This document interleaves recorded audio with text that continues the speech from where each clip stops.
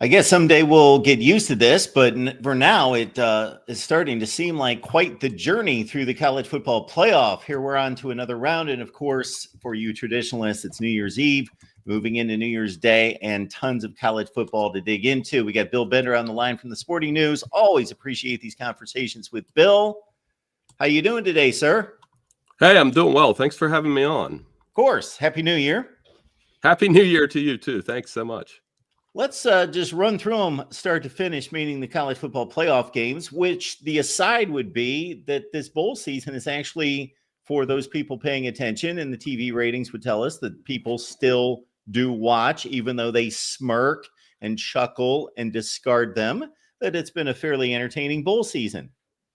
Yeah, I mean, I don't get the Bulls are meaningless crowd. I mean, they've been entertaining, number one. They've been fun, which they're supposed to be. I mean, from the Pop-Tart sprinkles on the sideline to overtime games with Pitt and Toledo. And, you can't tell me it doesn't mean something to Sam Houston that they won their bowl game, or Army or Navy. And it's funny, Mark, we always use these as a barometer for conference strength, even though we say they don't matter. But everybody's really quick to point out that the ACC has only one bowl victory heading into today.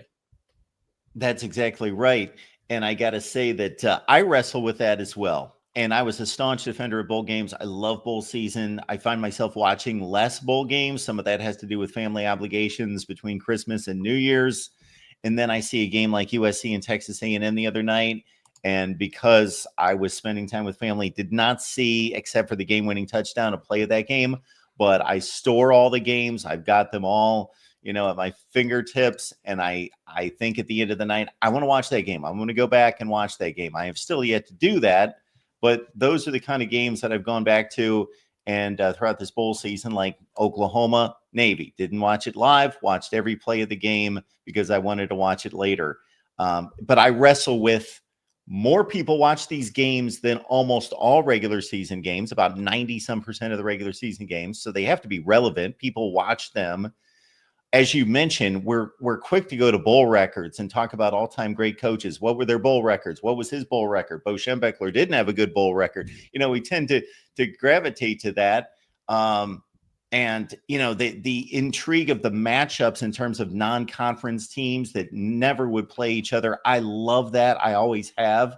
But then I'm starting to wrestle with, you can't say they're all 100% valid in terms of the results on the field, or they're 50% valid. It's like a case-by-case basis that you can't put a validation on one way or the other. Yeah. And, for me, it's the opt-out part. Cam Ward became a considerable topic of conversation over the weekend because he opted out at halftime. I guess that's a little different strand than what you were talking about. But I mean, it's built into this. You got guys in the portal. They're hard. They're really difficult to pick. I'm not using that as an excuse to explain what is a pretty bad bowl record for me. But if you're above 500, you're happy, honestly. You're like, to me, it's like, it used to be you wanted to hit 60%. Now I'm like, well, if I'm over 50%, I'm good. But that's part of the story here. And then, you look at it compared to the college football playoff. I still think they're fun. I still think they're entertaining. Again, we were overreacting to Shedeur Sanders in Colorado, but part of me is like, well, you know what? They played in the game. I respect them for playing in the game, and they take that loss. And I'd rather watch that than Shedeur Sanders and Travis Hunter on the sideline. That's me as well, trying to pick these games, Bill. I've always taken great pride in picking these games right. And my bowl record, I'd have to go back, but it's more like 60% against the spread and like pushing 70% or so straight up. But this year, I bet the last couple of years, I'm under 500 straight up and against the spread. Yeah, forget it. The G5 is actually last I added 6-2 against the Power 5. And that would not, even though there's an obvious record difference, there's usually better G5 records taking on the 6-6s and the 7-5s from the Power 5. I'm almost willing to bet that the Power 5 would have a substantial winning percentage lead in all-time bowl games in those situations. I believe they do. But this year, again, 6 out of 8 going to the group of 5. You got to give the American Athletic Conference credit. Right now, I believe they're 6-1, from Army and even East Carolina beating NC State. Memphis beat West Virginia, and Navy beat Oklahoma. So, I mean, that's probably where most of those victories are coming from that you're mentioning. The American Athletic Conference is having a very strong bowl season. I thought coming into the new setup that they would get the playoff team in most years.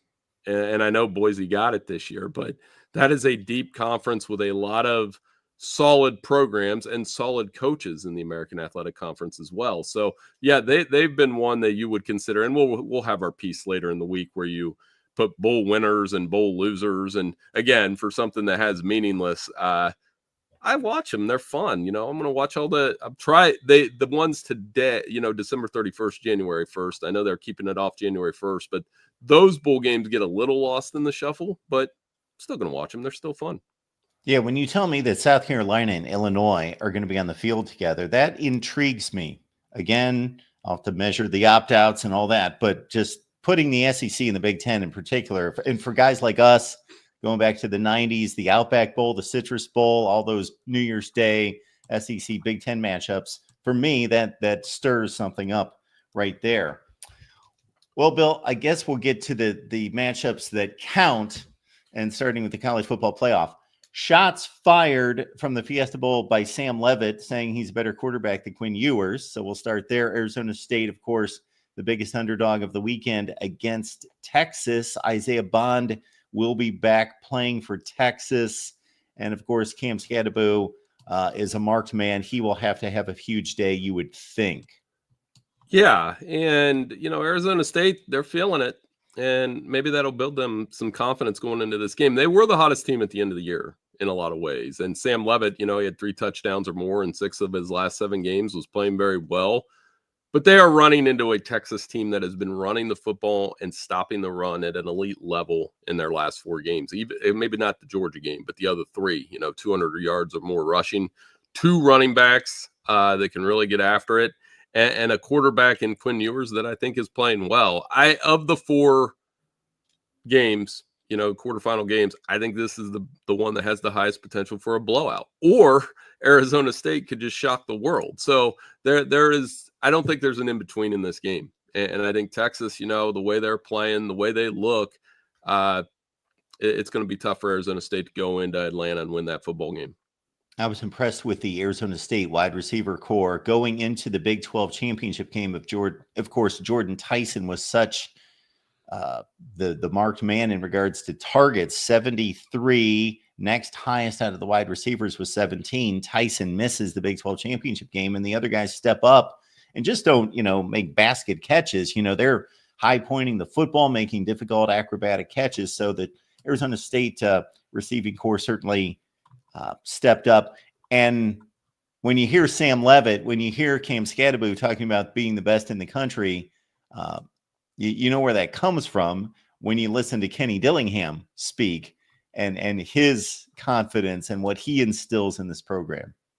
Yeah, and he comes from that Dan Lanning tree, younger coach, a lot of confidence, and the way that they turned it around this season, going from 3-9 to what they are, it's not a surprise in some ways. Well, it is a surprise. I mean, I can't lie about that. But, that fast, the way that they've played. So, again, they'll go into this game with a lot of confidence, but they are up against a very active Texas defense that has playmakers at all 3 levels. They piled up tackles for loss, pass breakups, sacks. Jahdae Barron and Andrew Makuba those are NFL players in the secondary. And I think they're going to have to pick their spots, and the Longhorns are going to score points. And the thing with Quinn Ewers, I think they're going to take more shots with these receivers down the field against that Arizona State secondary. If you want a shootout, Texas is more than happy to do that. I mean, they were in the Big 12, and they were one of those teams that got in those shootouts all the time.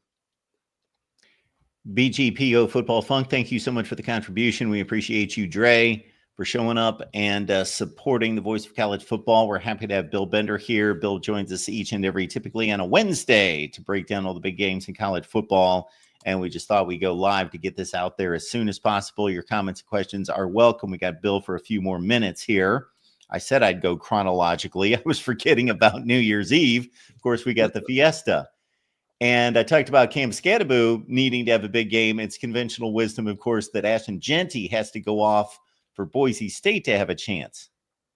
Yeah, but both teams here. I mean, the running game is going to be so important. They're both against really good run defenses. So Ashton Genty could go off and Boise could still lose. I am really excited to see him go against this Penn State run defense and this Penn State front seven. And can he disrupt things? And, but one of the things with Genty and watching his last few games, it could be 3 yards, 4 yards, 4 yards. And then all of a sudden he busts a 40-yard run. He is a 30 carry guy. They're going to give it to him. They're going to try to control the clock. Maddox Matson's going to try to limit. He can't turn the ball over. Kevin Jennings turned the ball over, and that's when SMU got in trouble. And then Boise State's secondary and run defense is really good. So do they test Penn State, or can Penn State just be content to grind it out with Nick Singleton, Katron Allen, and Drew Aller, throw a couple passes over the top to the receivers and Tyler Warren?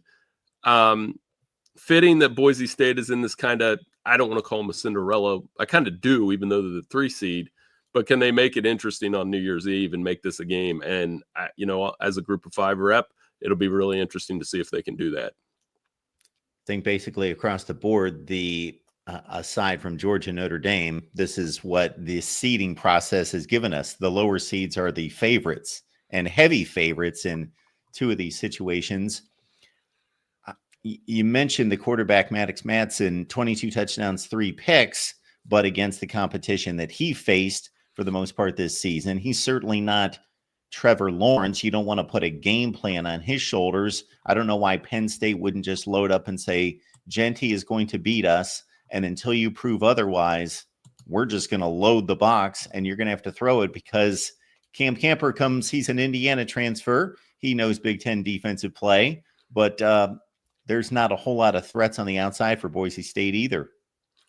No, and that's the thing. I think Penn State's secondary is pretty good. So Boise State, I don't think they're going to take too many shots down the field. I think they're going to just try to milk the clock as much as possible. And it's going to be ironic in some ways. They probably will have to run a few trick plays. And whenever you think Fiesta Bowl, you think Boise State trick plays, Statue of Liberty. I mean, the other interesting part of history here is neither one of these teams has lost in the Fiesta Bowl. It's a very good bowl for both of these schools over the years. I mean, Penn State all the way back to the Miami Fatigues game. So I think between the 2 of them, 10-0 and the Fiesta Bowl combines for a good game. I do think Boise State will hang around and make it a 4-quarter game, but it's hard to see Penn State blowing this one. Not as a favorite. James Franklin doesn't do that as a favorite. He's only lost 1 game as a favorite the last 3 years.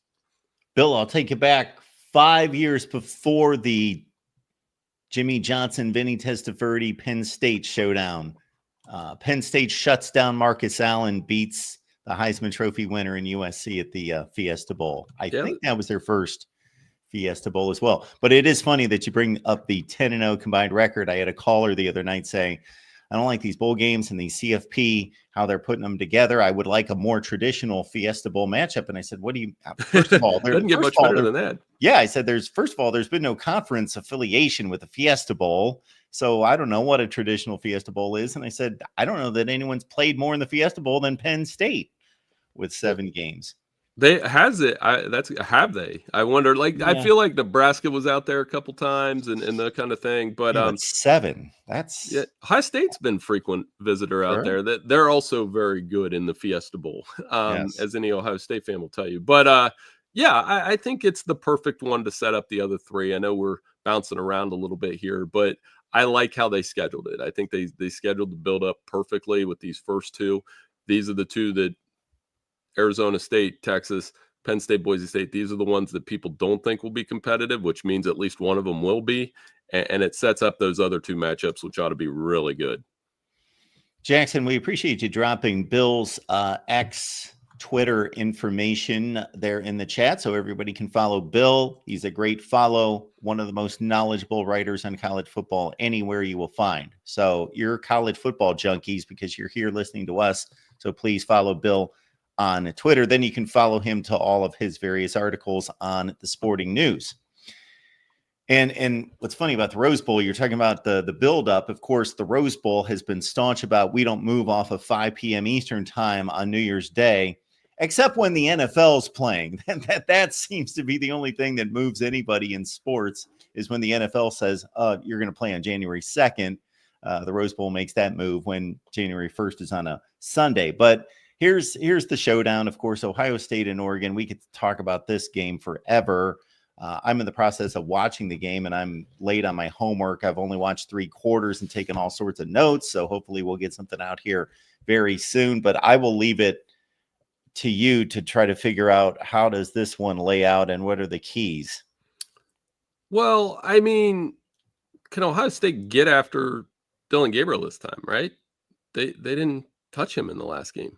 They didn't sack him. They didn't get hits on him. Oregon was the only team. You're better at the stat stuff than I am, but I mean, without getting into like deep dive at statistics, Oregon was the only one that wasn't afraid to throw the ball down the field on Ohio State, and they had success with those receivers. And I think part of that was for the Ohio State corners in that game. It was probably a little bit of not a shell shock, but that was the first game where I was like, oh, here's a guy over me that can actually beat me deep consistently. And, Evan Stewart had a huge game. Tej Johnson had a huge game. They're talking about how they had a huge game in Pasadena right now. And Dylan Gabriel wasn't under pressure, duress. And I think they need to land the pressure. That's one.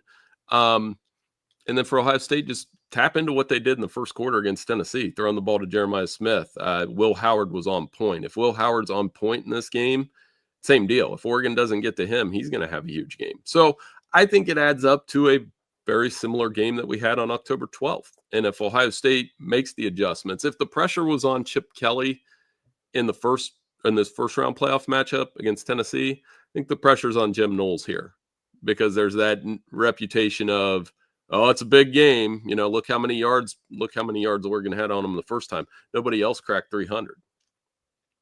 No, it's a great point. And we've got Bill Bender on the line from the Sporting News, and we're breaking down all the games. We only have a few minutes with Bill, but BGPO Football Funk, thank you so much for the contribution there. He's got a question for us, trying to pick up a few bucks, I think, today. Bill, do you guys reckon Bama will be able to beat Michigan by more than 15.5 points? They might. I mean, this is one that's tough because Michigan, all their key players are out.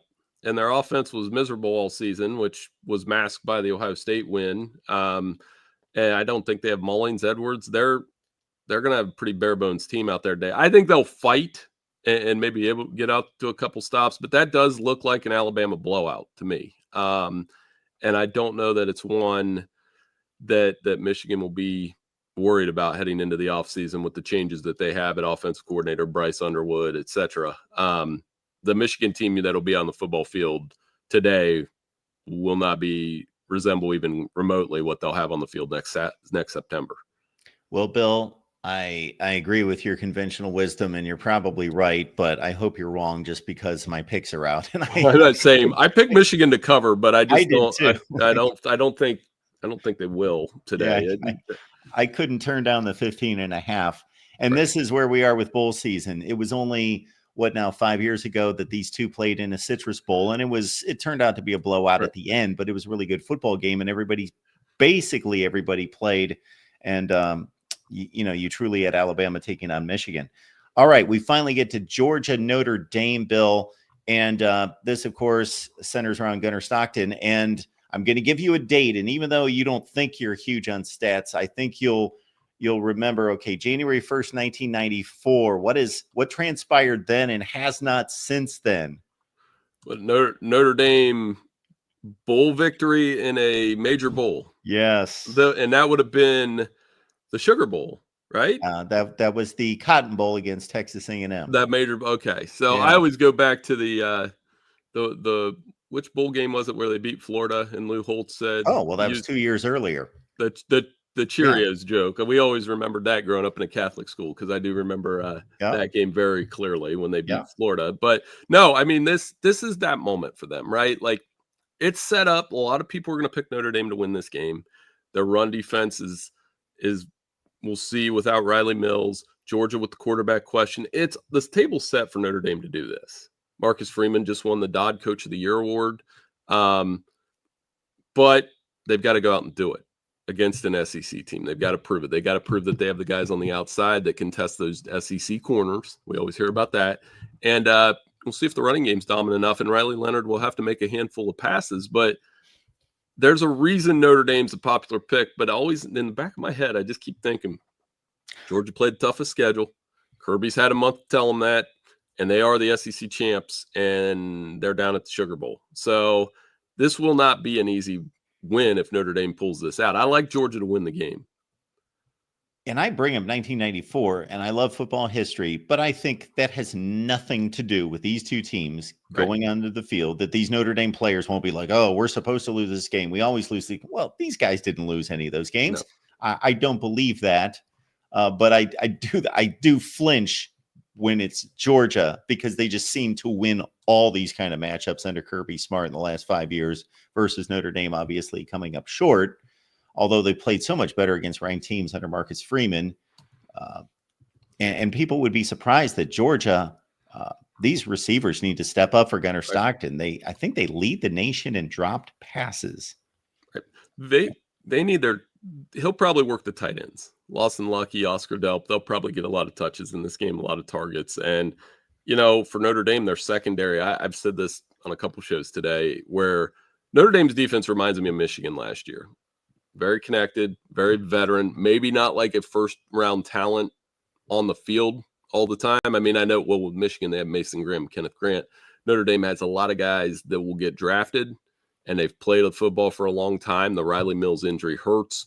And that's the key to the game. Georgia got their running game going a little bit in the second half. Even with Gunnar Stockton on the field, Trevor Etienne was a factor, and Georgia will be happy to do that. And I think if that happens, Notre Dame could be in a little bit of trouble as long as Georgia doesn't turn the football over. So we'll see if Gunnar Stockton's up for it. I think the fact that they've had this long to prepare helps, and the fact that he did play in the Texas game, he had that one really bad throw. They're going to have high percentage passing attack. I don't know how many shots they're going to take down the field. Makes total sense. Bill Bender, Sporting News. Please get there. Check out Bill's work. And he's a great follow on Twitter as well. Bill, Happy New Year. It's great to have you. Appreciate you making time for us. Hey, no problem, Mark. Thanks for having me on. Happy New Year. We'll do this again next week. Absolutely. Great to see Bill Bender. Again, true professional. His college football work is exceptional. Joins us every Wednesday. We record those, and then we release those later. But we're on a time crunch, obviously, trying to get this content out as soon as possible, but the game's starting at noon Eastern time. So I just thought, hey, we'll go live. And while we're at it, I've got a lot to talk about here to a certain extent, but I'm going to save some of this analysis for videos that I want to get out. But I will let everyone know that if you would like to give me a shot today, that we will include the call-in line here for a few minutes. And we have just dropped that in the chat. If you have anything to ask, talk about concerning, of course, the big matchups, we are headed toward Bama and Michigan at noon Eastern time. I will do an instant analysis on that. Always speak the truth here at the Voice of College Football. Why? Not that it really matters. Does it really matter that Bama wins or Michigan wins? To me, as a college football purist that adds up bowl records and does all those things, yes, it matters who wins the game. For me, does it really matter because there's so many opt-outs? Is the score valid? Is the game result valid? No. But it's Bama laundry on the field against Michigan laundry, so that means something to me, and therefore we will produce an instant analysis. Also because we've got a large SEC contingent here at the Voice of College Football and a large Michigan contingent. Therefore, we will break down the game. And so I will take that one in. We also have Baylor, LSU, South Carolina, Illinois. Really like that one. I cannot tell you who's opted out in that game. I will obviously find out around kickoff, but that one interests me as well. I have here notes on, I've got pages and pages of notes of watching the first Ohio State-Oregon game. So I'm going to produce a video and try to summarize this because I think that there are obvious ways in which the typical Ohio State side would be, well, we didn't do this, this, and that, and this, and that went against us at Autzen Stadium. Therefore, we should win this time. But on the flip side, Oregon left points on the field. There are many Oregon points to be made that, hey, look at what we did in the first matchup. No Jordan Birch, for example. Ohio State offensive line depleted. Raise our stock, and we can make the argument for the Ducks as well. It should be a classic. I would be surprised if we come away from this one and it's 38-13. We've thought that in the past, though. Keep in mind, just that small percentage chance, keep in mind that we have thought that about other major Titanic matchups in the past. This is a classic. This is an instant class. This will be a great game. And then it's 41-20. All right. Dre's giving me a call. It's been a while since we heard from Dre. Dre, how you doing? Hey, Mark, can you hear me? I gotcha. How you doing? Hey, good, buddy. Yeah, I wish I could be on supporting you more, but sometimes we just missing. As a matter of fact, I ain't gonna take up too much of your time. I hope everybody else get a chance to call in and enjoy the last day of the year, and I hope everybody's had a successful year, and I hope you are having a successful year. So I just want to stop in and say hi, and I hope your family's doing well and business is doing well. Well, I appreciate that. The same to you, Dre, and you certainly are one of our longstanding folks out there that has supported for a long, long time in so many ways with all your phone calls and great conversations. We've had some of the greatest conversations in the history of this channel with you, and I appreciate your contributions today. All right, Mark, you have a great day. Enjoy the games. Thanks, Dre. You as well. All right. Bye. Great to hear from our buddy Dre, who has shown up and talk a little college football. He knows the history of college football, loves the NFL as well. Great conversations with Dre through the years. So again, I released a video a couple hours ago, and I know what some people are going to respond with. This doesn't matter. Why are you doing this? You know what? If you don't like it, just don't watch. That's fine. You don't have to watch. But when there's a big matchup and there is a fairly large semblance of common opponents that you can make a comparison, and I understand the difference here is Ohio State and Oregon actually played a game. So believe me, I've watched every play of the game. I've gone through 3 quarters. I'm into the 4th quarter. I've got to watch the 4th quarter real quick and produce a video because we got to get to Bama-Michigan as well. So I'll be watching these games on DVR, just going nuts this afternoon, trying to watch everything. But we do have a common opponents video released earlier today. So that's Michigan State, Purdue, and then more importantly, Michigan and Penn State, that both Ohio State and Oregon played. So we got the common opponents breakdown. Please check out the video. And before we take this next call, I want to make sure that everyone understands we did a live stream with Spencer McLaughlin of Locked On the Oregon and Ohio State channels yesterday. And it was kind of a last-second thing, not a lot of promotion. Of course, those are smaller channels, didn't have a great crowd, but that's an excellent conversation for about 38 minutes on the Rose Bowl. That's all we talked about. The Rose Bowl for 38 minutes. There was a little other CFP talk, Penn State and otherwise, but basically the Rose Bowl preview with Spencer McLaughlin and myself on the Ohio State channel, on the Oregon channel. Please check it out. We went nuts breaking down SMU, Boise State, and Penn State. That video is right here as well. Georgia, Notre Dame, a ton of that content on the Georgia and Notre Dame channels as well. So we have done our darndest to break everything down, get you set up for the 4 CFP games. We got Alan stopping by here at the Voice of College Football. Hey, Mark, can you hear me? I gotcha. How's it going? It's going great. How are you today? I'm doing just fine. Good. I watch the show a lot, but never called in before. Well, I appreciate the call. Definitely. But I'm a Michigan fan that lives in Tennessee down here in the SEC country. And I just want your perspective on how I view the playoff system now. Instead of doing a 12-team best playoff system, I view it as it should be a conference supremacy playoff. where basically you're going to put the best teams from each conference in, and then it's going to be a national championship because you're going to not have anybody that might have been undefeated left out, one loss left out. Basically, you already lost in conference. It's time to go to the playoffs and prove that you should be here. What do you think of that as now? So if I'm following you, we have 4 conferences, major conferences. And so you would select maybe the top 4 teams from each conference and play a 16-team playoff? I'm happy with the 12. I mean, we already saw with Tennessee just getting drugged by Ohio State that the top of the conferences right now, even the power ones, are very top heavy. And I still think, I mean, I'm barely in my 30s, but I remember Boise State years and like 10 years ago where they're going, 12-0, but they have no shot at getting into the playoff. And I think that you still should bring in the lower group of 5, 2, maybe 1 to 2 teams of them, just to give them a chance. Even if they lose, it's still just a true national championship.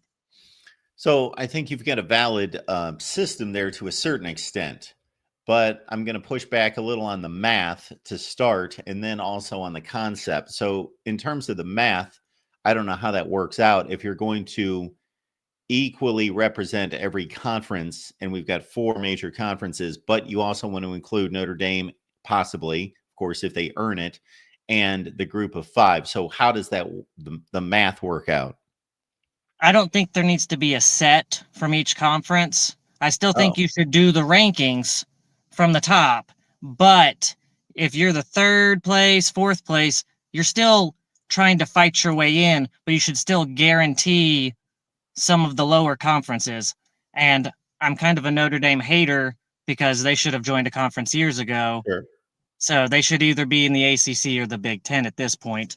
But Okay. I know the money's there without, but it's tough living in Tennessee as a Big Ten fan because they're all SEC people and they chant SEC even though only a couple teams have really carried that conference. So that's why I see the playoff as a conference supremacy over just the 12 best teams always getting in. Well, let's understand and be fair with the SEC that it has been represented by more teams than any other conference in college football, like in the last 10 or 15 years.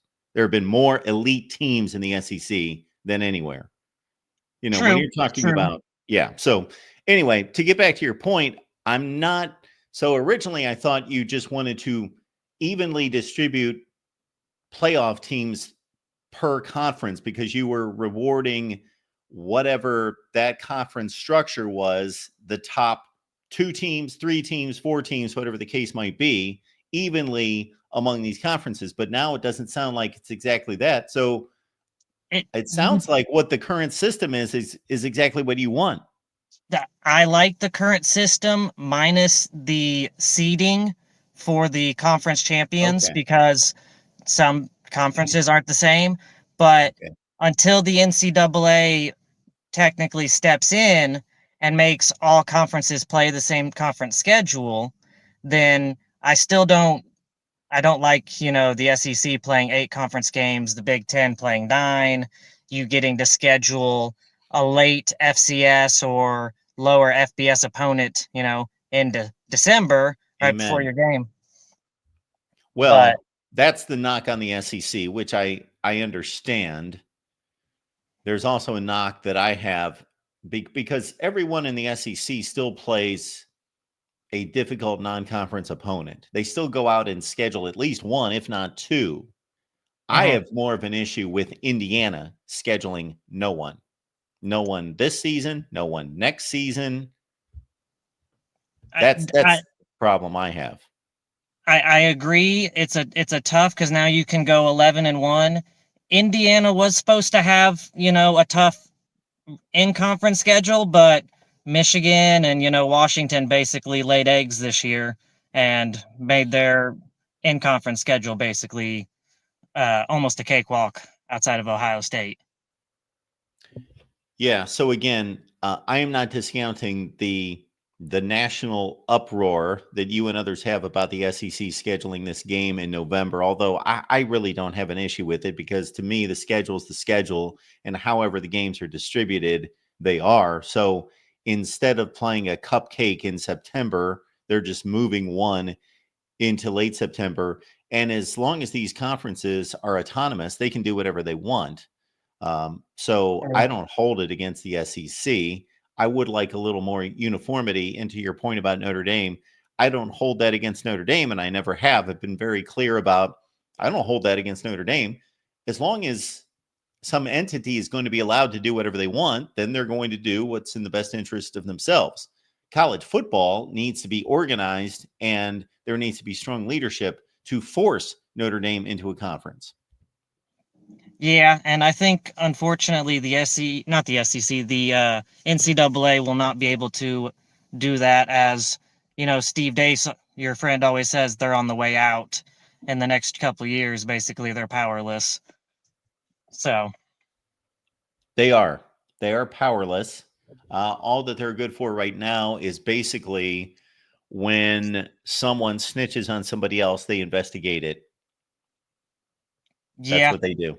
there's that, and unreasonable eligibility rulings for 7, 8, years for some players, and Yeah. only 4 for others. Yeah, that is another problem, that the inaccuracies and inconsistencies in eligibility. Absolutely. Alan, anything else for us? That's it, Mark. Love the show. Keep it up. Thank you, sir. I appreciate the call. Call back sometime. Definitely. Love you, old timers. Love the core people that call all the time. Absolutely. But does my heart good to hear from a new caller. And apparently Alan's been watching for quite some time. However, calls for the first time. So that's good to see. All right. On tap here at the Voice of College Football. As I mentioned, there's all sorts of college football playoff coverage on all the channels. So go to the various team channels, but also right here, we released previews on all these games. And again, especially the Spencer McLaughlin conversation that we had live from with Spencer from Locked On. That's on the Ohio State and Oregon channels. And I knew I ran a bit of a risk in regards to viewership doing that, but I thought that's where it belonged. And so please check out the big preview on the Rose Bowl with Spencer McLaughlin, myself, and our Oregon guys also did a live stream. Our Ohio State guys also did a live stream. And then, of course, I got together. This is another tremendous. There's too much for you to watch, as we typically deliver here. Too much content. Steve Dace, Tony Gerdeman. We had Ryan Winter of Sports Staff 503 repping the Oregon side on the Buckeyes live show this week as well. Check that out. That was a great live stream. That's one of the best Buckeye shows that we've had. All right. Christopher's stopping by here at the Voice of College Football. Christopher, Happy New Year. Oh, thank you, Mark. Happy New Year to you. Thank you. Just wanted to make a comment. I won't waste your time, but You're not wasting my time. They're affiliated with the ACC. I mean, I kind of get tired of hearing how they're not in a conference. They are. They're not in a conference. Oh, I'm sorry. The school, the athletic program is in a conference, correct? The football program, we talk about football here, so that's all we talk about. The football team is not in a conference. Well, I don't know. I was kind of confused this year because they only played 4 ACC schools, but over the course of, I'm not exactly sure, maybe you can tell me when it was, but I know they played at least 5 games, and I think that, yes, I think when you're getting kind of 5 out of roughly 9, I guess, if you can include because they're not, I think because they don't play majority games in the ACC, I guess that kind of excludes them from the championship game. But I'm pretty sure that I don't think that they're just partnered with the ACC. I actually think they're in the ACC, but I don't know. Maybe it's kind of a gray area. I thought I just explained that, Chris. Well, I don't know. All their varsity sports play in the ACC, excluding football. Including football. Excluding football. The football team does not play in the ACC conference. They are not eligible to win the championship. Otherwise, Notre Dame went 11-1 this year with a loss to Northern Illinois. They would have been playing in the ACC championship game. I understand, but Anyway, it's They kind of weren't playing in the ACC championship game. I understand that, Mark. I do, but they play a majority. Well, I guess it's not a majority. 5 this year. They only play. I don't know. Maybe you can help me figure that out too. Because did they have a cancellation? They only played 4 ACC games this year. I'm not quite sure why that was. That's a great question, because it's been, as you mentioned, it's been 5 ever since I think the first year was 2015 off the top of my head. I believe was the first year of the Notre Dame agreement with the ACC. And I think they actually played 6 one year, but it has been 5 for sure. So the 4 this year would have obviously been, they played Georgia Tech. They played Virginia. I can't remember the other. Louisville, they played, and Florida State. I guess it is 4. I don't know what happened there. I don't know that I understand it either, but yeah, I don't think it's just that they. I mean, I don't know why they're not eligible for the championship game. I actually kind of think they should be eligible, but yeah, I don't know. I guess because they're not in the ACC in football. No, it's like 1 foot in, 1 foot out. They are in there. Okay, I'll agree with that statement. 1 foot in, 1 foot out. This is what happened, Chris. Notre Dame wants to be independent in football. This is the most plain and most obvious thing to all of us. This is one thing we can all agree on, I think. It's pretty obvious Notre Dame is doing everything possible to stay independent. They want to be an independent. They can even make more money in a conference, and they don't want to. They want their independence. Okay. The ACC wanted Notre Dame money and influence to affect their conference, which is lagging well behind and was 10 years ago in football. So Notre Dame determined that it was to their benefit in all these other sports to join the ACC and be connected to North Carolina and Duke and basketball and all these other relationships and all these other sports. The ACC is really good in lacrosse, for example, in baseball. But then when it comes to football, they were able to twist the ACC's arm. The ACC would love to have Notre Dame in the ACC. But Notre Dame, from Notre Dame's position, is we want a national schedule. We want to be able to schedule whomever we want. We don't want to be part of a conference. We don't want to have to vote 1 out of 15 or 1 out of 17 now, or 18 if they were added. They want to be able to make their own decisions. Therefore, they twisted the ACC's arm, but to the ACC's benefit, their football programs benefit from being on TV with Notre Dame more often and filling up stadiums with Notre Dame fans. Right. No, I think they're actually one of 17 teams in the ACC, though. I just want to make that clear because people keep saying they're not in the conference, and they actually are. So in all those other sports, yes, they are. And football. Not in football. It doesn't matter, Mark. How are they not playing in the ACC championship game? I don't know. That's a good question. I've never quite understood that, to be honest. Well, it's not even a good question because it's obvious. They're not in the ACC in football. Well, no, but they are. But they're not. They only play 5 games generally, which is like it's a majority relative to the 9 that they could play. So it's only 5 out of 9. But Chris, I know that through our many conversations through the years that you are discussing and debating and arguing in good faith, but if it weren't you, I would be thinking this person is just trying to annoy me. I am. I'm teasing you, Mark, but no, it's kind of the same thing with Connecticut. They say Connecticut's independent, but in my opinion, they're affiliated with the Big East, so I don't see them as really an independent either. I mean, I don't know. I mean, you can look at it in the same situation. Well, similar. Yeah, similar. And that was kind of another thing I was curious about.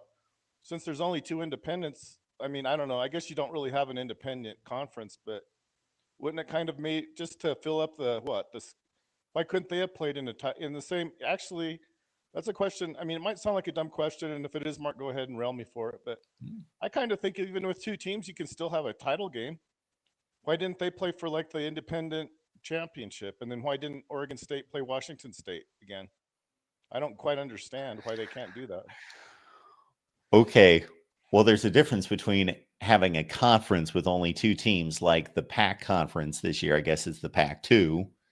I think they're still officially called the Pac-12, but there is a Pac-12 conference. It does exist. It's still in operation, With but two there's teams. only 2 schools, so it's kind of obvious who's going to make the championship game. So what your suggestion is, I think would have been fun and funny, but it's also stupid because the I don't know. there's only 2 teams in a conference. They're playing a championship game. So It's more. I mean, your whole argument about the playoffs is more games, more revenue. I would think there'd be public interest in Connecticut versus Notre Dame. I don't know how many people would care about Okay. Oregon State and Washington State. I've yet to move the conversation to what you're doing there with the independents. I'm just focused on the Pac-12 for a second here. That would be ludicrous and ridiculous for them to play a Pac-12 championship game with 2 teams.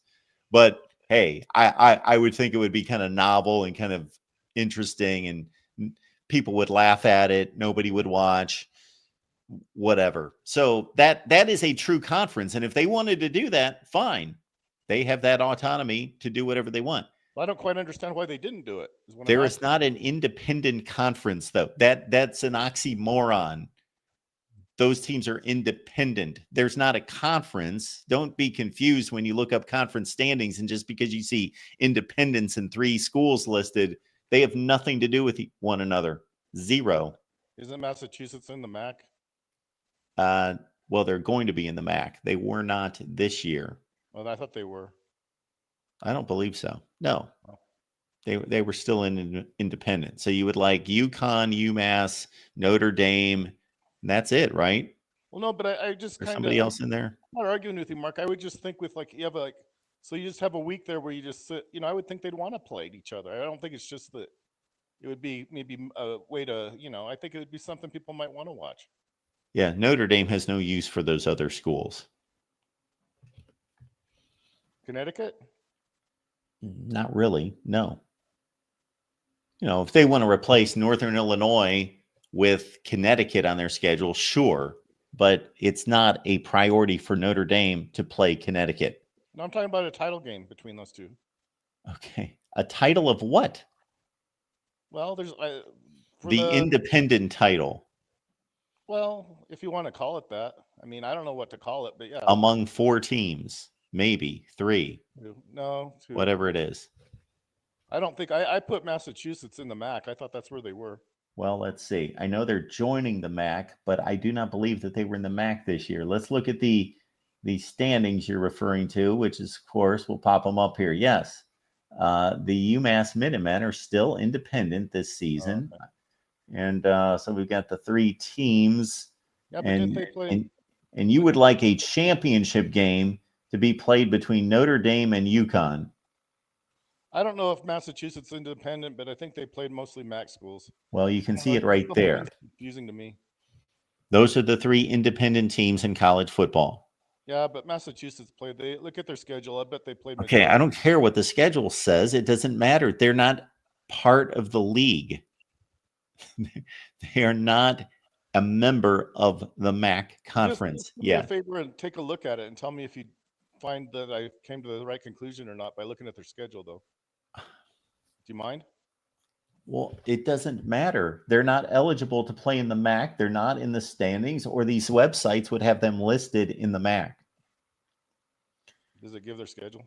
Well, yeah. They played a lot of MAC teams because they are joining the MAC. They played Eastern Michigan, Toledo, Buffalo. That's 3. Miami of Ohio is 4. Northern Illinois is 5. They played 5 teams in the MAC. Okay, I guess I was wrong about them then. Well, they're obviously moving in that direction because they're joining the conference. All right. Thanks, Mark. Well, thank you. I get your point, but they're not in the MAC yet. I believe they are next season. No, they only played 5 games, so you're right. I guess I was confused. I guess 5 is maybe that's the number, huh? If it's 5, it's not enough to get you there. That makes more sense now. That would maybe establish why Notre Dame's still independent. If 5 isn't sufficient to put you in the conference, then wouldn't that kind of stand to reason? Okay, Notre Dame could schedule 8 games against the ACC, and that doesn't mean that they're in the conference in football. Well, how many does it have to be? I mean, I'm still confused because if it's not 5, what number should it be then? Okay. Notre Dame has to play 8 games, conference games in the ACC, like everybody else in the ACC, to Right. compete for a championship. Oh, I see. So it's 8. But that doesn't mean that they're in the ACC just because they would schedule 8 games against ACC teams. Well, I Those are think two it does. different things. So that's where I disagree with you. If you're playing majority games, I mean, it's got, if nothing else, you're affiliated. I mean, I don't know. We will hear an announcement if Notre Dame ever joins the ACC in football. We have yet to hear that announcement. I don't know, Mark. The way I look at it is, I think they're in the ACC. They just don't have the, whatever you call it, the accreditation that goes along with it. You I say guess. you don't know about it. You do know about it. And if you don't, I am explaining this to you. Well, I heard on the CBS, Brian Jones said they were in the ACC. So I'm not the only one that thinks I so. have no idea who that is, but he must not know what he's talking about, or you misinterpreted what he said. Well, they're affiliated with the ACC. It had to do with the number of Yes. teams left. Their athletic program is. Yes. It had to do with the number of teams left over after all the playoff games. He said Notre Dame was still in there for the ACC. Okay. Well, this individual apparently doesn't know anything about college You know who football. Brian Jones is? No, I do not know. I went to high school with a Brian Jones. Oh, okay. I don't believe they're this one and the same. No, probably not. Did you already give your picks as far as who you think might win? You know, for the national championship, I did at the beginning of the year, but I've not revised them. Who did you So I pick? guess I'll stay with Ohio State to win the national championship, since that was my pick at the beginning of the year. Yeah, that's a pretty good pick, I guess. I have rated number 1 at the time. It doesn't really. Oregon's rated number 1, and I have Notre Dame behind Oregon. Oh, and I was wrong. I told you I had Ohio State. I did actually have Ohio State third, but I did some. I had to check my math, and I was wrong. It was Texas third, and Ohio State's number 4 right now. And then I think Okay. at I have Indiana number 6, and I think can't remember sure exactly who number 5 is, but I know how to rate the teams relative to the schedule. That's what's kind of confusing. They say that Indiana's schedule wasn't very good. That's not really true at all. I don't know where people get this information, but We I get know the they have. information from looking at the teams and seeing their records. That's where Well, we get the information. I understand that, but just because a team's not a P5 team, that doesn't necessarily make them a bad team. I mean, they're a lower division. I understand that, but you can have it. They did not play good group of 5 teams. They played horrendous teams. Well, one of them was pretty good. Who? 5 and 7. It's not too bad. I mean, I don't know. One of them wasn't that good, and one was decent, and then the third one was like an FCS team that wasn't very good. But you Chris, know, I think if you would like to take the time, it would only take maybe 2 minutes. But when you get off this call, go through Indiana's schedule and add up the records of the Big Ten teams that they played. Add up their conference records. I bet it's not even a 35% winning percentage. Well, I don't know, Mark. Like I tried to explain to you, I use a method that I think kind of should zero or nail it down. It's possible I might not be taking everything into consideration, but it's adjusted for schedule, and I still have Indiana rated number 6. So that's after losing 2 games. We can argue about whether that really matters, but I'm not like trying to put Indiana in the spotlight. I'm not like consciously trying to move them into a position they don't earn. So we can say that they aren't a very good team, but I didn't say that they weren't a good team. I said that they played an awful schedule, which was not their, which 9/12 of it was not their responsibility, but the other 3 games is their responsibility. Well, I understand what you're saying. It's kind of like Penn State not being able to beat the best teams at the time. That, you know, how easy is that for anybody to do? You know, that's why I think they need to kind of cut James Franklin a break. Oh, he's only whatever 1-12 or whatever he is against the, you know, well, that's probably true, but how many people? Frank Beamer was kind of that way too. Against the really good teams, they weren't very good. But you know, but that's kind of, you know, how many teams are very good against the really good teams? Almost nobody. BYU isn't very good against the really good teams. I mean, that's It all just a fact. depends on what the standard is, Not really. the expectation. Well, what is the expectation? So you would have to ask the Penn State fan, or if you're asking me, Penn State has arrived at a place that's pretty consistent from year to year in which they are one of the 10 or 12 best teams in the country. But that has not been good enough to beat Ohio State #1 or Michigan recently. Okay. So they're not winning championships. They're not competing for conference championships heavily. They did get to the conference championship game this year. Yeah. But yes, James Franklin has not been able to beat the best teams on his schedule. Well, that's hard to do, though. It is very hard to do. It's not like a walk in the park. We're gonna. I mean, that they're even in the chase is probably, it says something about it as good a coach. Sure. He runs a successful football program based on the standard of everybody else, almost everybody else. Against 90-some% of the schools in the country, Penn State runs a highly successful football program. Very successful. So it's up to Penn State to determine, the administration, are we paying this man $9 million a year to go 10-2 and lose to the best teams on the schedule over and over and over and over? Or are we paying him to win championships? And at some point we will say, enough's enough. And he has proven that he cannot elevate this program to a championship level. Well, is it make or break then for him today? No, he's not going to get fired. No. Oh, okay. No. Well, who do you think's going to win then? I think Penn State's going to win. Yeah, that's probably true. There was somebody, I don't know if you caught the show or not. Somebody was saying that SMU was actually a better team than Boise. I don't know that I would agree with it, but that they had a better, maybe it was on, I think it was actually a show you did. That I threw that up in the air as I don't know. Well, no, they I said, don't know who's better. Well, no, I think it was, they talked about the quarterback and they said that Sure. they thought comparatively that the SMU was a better team, in part because they had a better quarterback. They certainly had a better quarterback going into their performance against Penn State. The SMU offense relies more on their quarterback, Kevin Jennings, than the Boise State offense does on Maddox Madsen.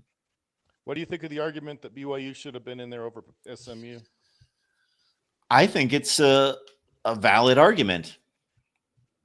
I don't think they would have beaten Penn State, though. I don't believe so either, but they most likely would have played a better game, a more competitive game. Most likely. We don't know. Well, they did beat SMU. How come there wasn't more pushback on that? That is a great question. That is an exceptional question. And I didn't even push back on it much, but I thought once I look at it, that's a valid concern. You've got a 10-2 BYU team. You've got an 11-2 SMU team, and BYU won the game at SMU by a field goal. Right. Absolutely. Without Jennings. Without Jennings. Well, I mean, without. I think he came into the game at some point, but yes, he didn't start the game. I don't believe Preston Stone started. And otherwise, their schedules are pretty comparable off the top of my head. Between Washington State and who was it they played? Anyway. Syracuse?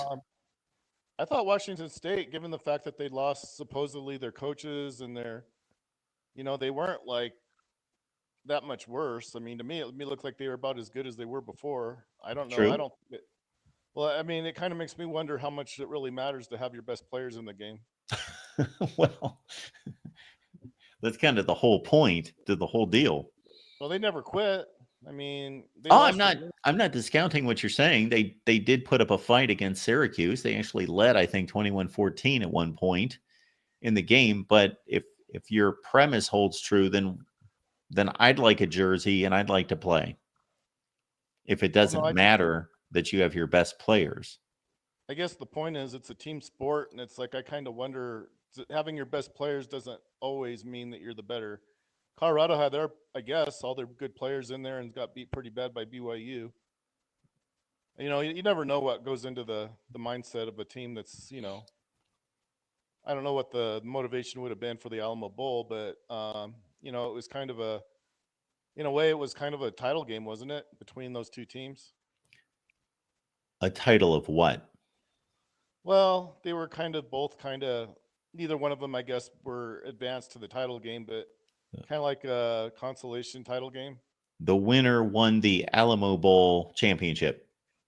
That's like I heard, who was it? One of the Missouri players yesterday say that we finished our careers by winning a championship. Yes, they won the Music City Bowl championship. All right. You don't think that matters?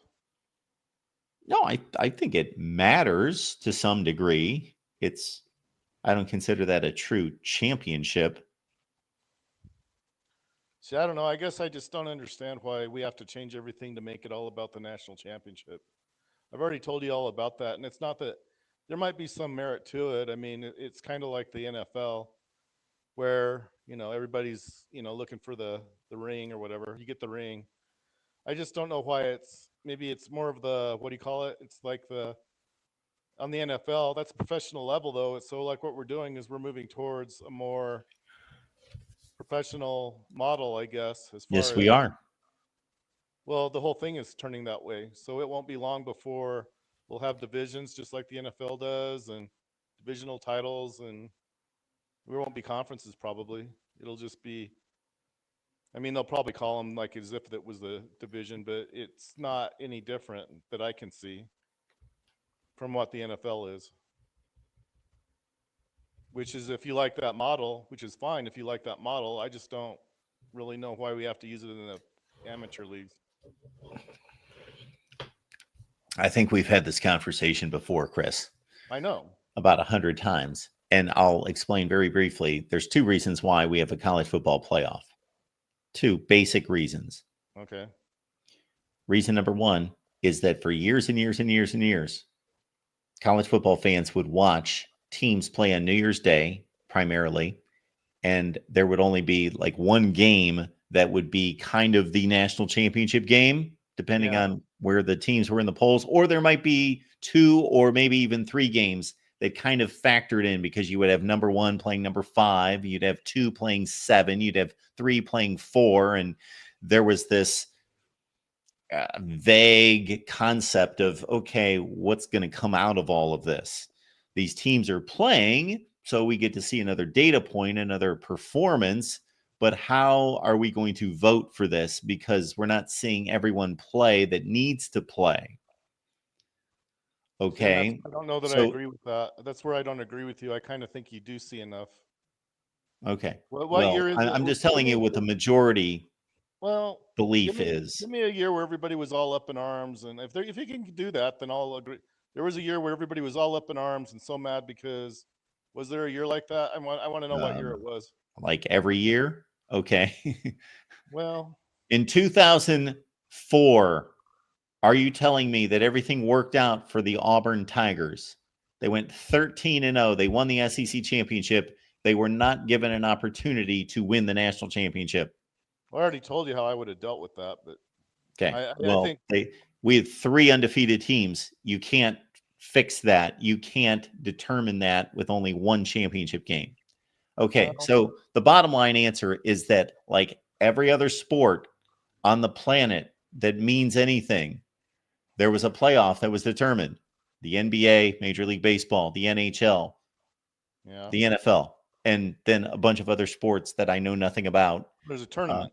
I understand. As a tournament to determine who the best team is, who earned the championship. So you take the best teams in the country, you take a very small portion of them, whether it's 12 out of 32 in the NFL, or I guess it's 14 now out of 32, whatever you determine how large you want the tournament to be, then you have a tournament at the end of the year to decide the champion, because people actually want to see the best teams play on the field.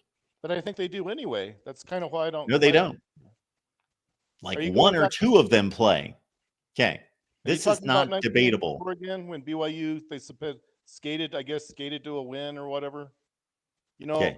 They beat a 6-5 team. How easy is that? Not debatable. Well, no, how easy is that to do? Ohio State couldn't do it. This is not debatable. Well, I think it kind of is. It's not debatable. But it's possible, I guess, that Ohio State threw the game so they wouldn't have to play in a conference championship. I don't even know what you're talking. Oh, you're talking about this year's Michigan game. Okay. It's possible. So that's point number one. The public demanded wanting to see the best teams play. So we have been working toward this. Okay, that's number one. Number two, money. That's the number one or two answer. It's the second answer. More games, more money. That's your decision. That's what was decided and why. It's not my decision, but it might be your decision. That's what was decided. It wasn't my decision.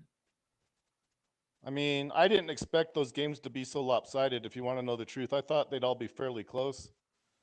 But, and I don't object to the fact they included 12 teams. I think that's okay.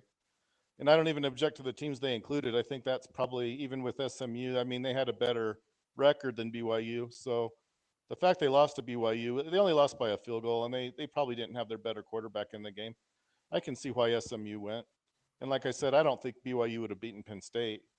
So I think it all worked out fine. I don't think the 14, or I guess the 8 teams that are left, I think the 4 best teams are probably going to advance. I don't doubt that. I just don't know that we need so many games to decide a championship. That's all. I don't think we need that many games. Well, Chris, for anyone who's watched more than 3 shows here, we are well aware of where you stand on this. And I don't mind you coming on here telling us this again. Didn't Boise State lose to Oregon? Why is Boise State still in the hunt? I don't get it. They already lost. Didn't Ohio State lose to Oregon? No, I understand. Didn't everyone lose except Oregon? So we shouldn't even play any games. No bowl games, not even bowl games, because Oregon is the national champion. No, right? that game turned on a dime, and I think Ohio State was denied it. No, I'm trying just to Oregon. Everybody else lost. So we shouldn't play any other games. No. 0. There are no bowl games, playoff games. Just Oregon won the national championship. No, that's not what I'm saying at all. I'm actually glad there's another game, because I actually kind of think Ohio State got screwed out of a win. If you want to know the truth, I saw the game. They called a timeout. There was a time. It was less than a second. But if they didn't look at if they didn't even look, he was on his butt, and there was somebody calling a timeout. I mean, Howard, I don't know what else they had to do to get the timeout called, but I guess he wasn't down on his butt or whatever. Exactly. If you went by the rule book, actually, Chris, he didn't get down in time. He got down in time, but it has to be acknowledged by the official. Well, but I thought that's not a reviewable play. I never understood that. And I did notice there was a person calling a timeout. No, I don't know. Do you have to have a designated player call the timeout? Maybe it wasn't the right player. All I know is he was on his butt with like half a second left, and there was a guy calling a timeout on the field. Does it have to be a certain player? Does it have to be the quarterback? I don't know. I don't know enough about the game to really know. I can almost guarantee that Ryan Day, prior to the play, said, we want a timeout at the end of this play. So we see these shots of these coaches all the time in these situations, standing right next to the ref and telling them before the play, I'm right here. I will want a timeout as soon as this play's over. No, there should have been an outcry then about the fact that he was down and calling the timeout with time on the clock. The official still has to rule and spot the ball. Not spot the ball, but if you looked at the rule book, it's been explained, and I have no issue with what happened there based on the rule book. Well, I do. We could change the rule book and say the player hit his rear end, hit the ground, and it should be stopped instantaneously. But that's not the way that's not the way football games are officiated. Down with time left and somebody calling a timeout, they should have had a chance to kick a field goal. They would have been a long field goal. I think it would have been like a 40. It was like it wasn't the 30-yard line. It would have been close to a 50-yard field goal. But, I think Ohio State can make a 50-yard field goal. It would have been like a 48-yard field goal. They couldn't make 2 chip shots against Michigan. All right, Chris. Well, we appreciate you being here. All right. Have a happy New Year, Mark. Happy New Year. Go Buckeyes.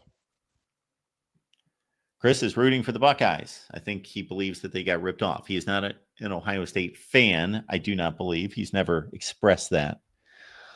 All right, folks. The longer I sit here talking to all of you, that's a good thing. But then I'm not going to get to this Ohio State-Oregon video that I'm going to produce. We threw one out there this morning, common opponents. And, I hate to have watched this game for nothing. Then we'll do some Bama-Michigan instant analysis, and we'll be back late tonight to usher in the new year all together, I suppose. That's the way it's going to work out, right? We're going to have a Penn State, Boise State game go till, when are they kicking this game off? Like 8:40? No, I think it's like 7:30. So, absolutely. All right, folks, do appreciate you being here at the Voice of College Football. All sorts of good comments there in the comments section. Keep in mind that we've got post-game, of course, with John and TJ on the Michigan channel. So Michigan, Bama post. If you want the Bama post, you jump on with Jackson and Johnny on the Bama channel. If you want the Michigan post, of course, you got John and TJ on the Michigan channel.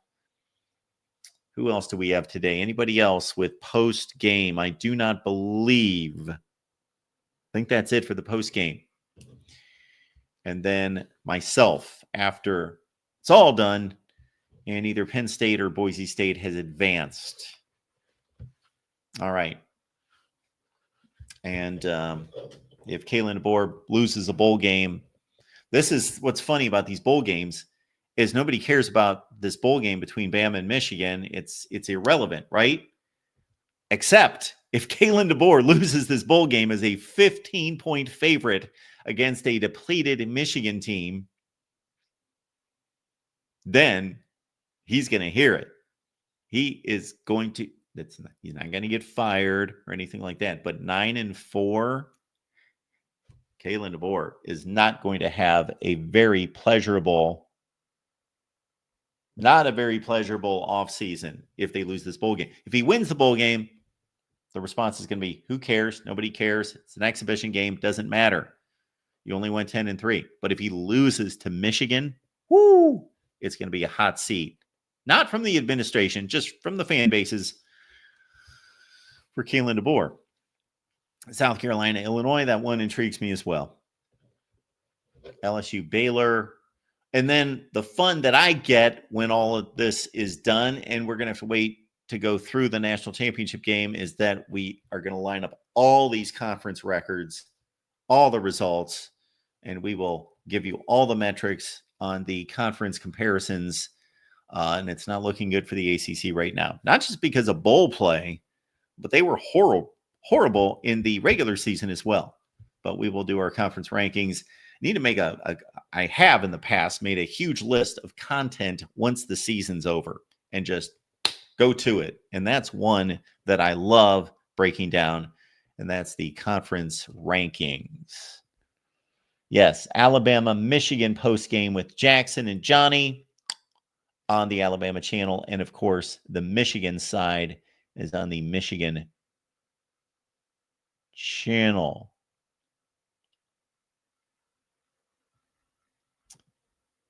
Aaron asking, has anyone beaten Bama twice in the same calendar year? The easy guess to that would be no, because of course, that's kind of hard to do against anybody. That's rarely been done, period. We've had very few rematches in college football. Well, we have more rematches than we've ever had because of conference championship games in the last 30 years. And the only game that I can remember, there's a few incidents. Now I can think of two. Miami, Florida State. I believe that's one right there. I was just going to say, I can think of two incidents in which two teams played in the regular season. Well, Nebraska, Washington. I can think of three occasions in which two teams played in the regular season, then played in a bowl game. The two that I'm thinking about were splits, were Washington, Nebraska. That would have been about 25 years ago.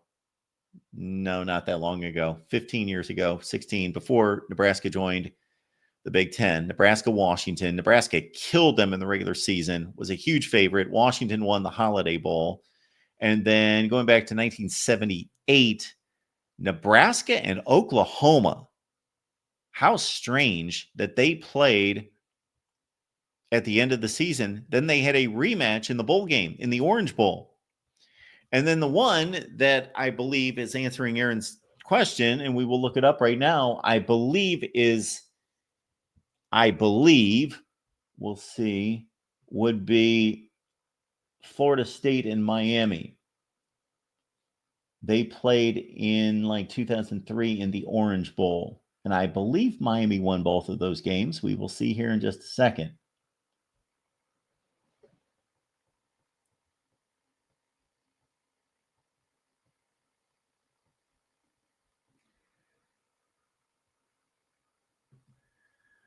All right, let's see what we got here.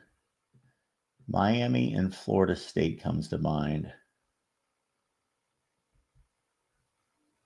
All right, 2000, I'm going to say 3 or 4. I think it was 3.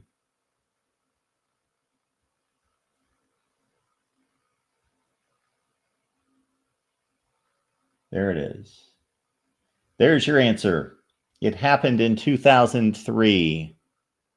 Miami beat Florida State on October 11th, 22-14. Then they defeated Florida State again in the Orange Bowl on January 1st. So technically they're in 2 different calendar years, but they played them in the most proximity. So you can slice that up technically in a number of different ways that don't really matter. All right, folks, appreciate you being here at the Voice of College Football. We will see you tonight after the ball games.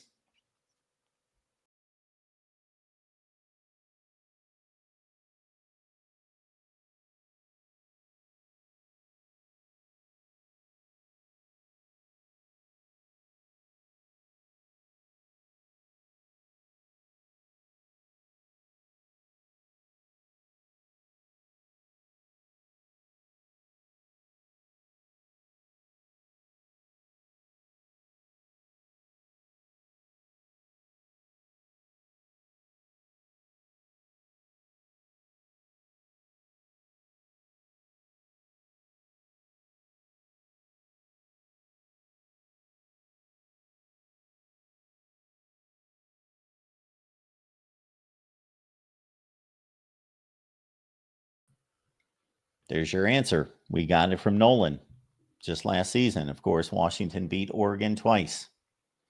It's happened a bunch of other times if you're looking at conference championship games.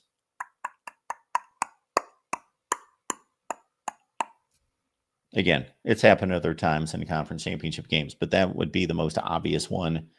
Thank you, Nolan, for that. That was right in our faces. But I was thinking of out-of-conference matchups. But see you tonight, folks.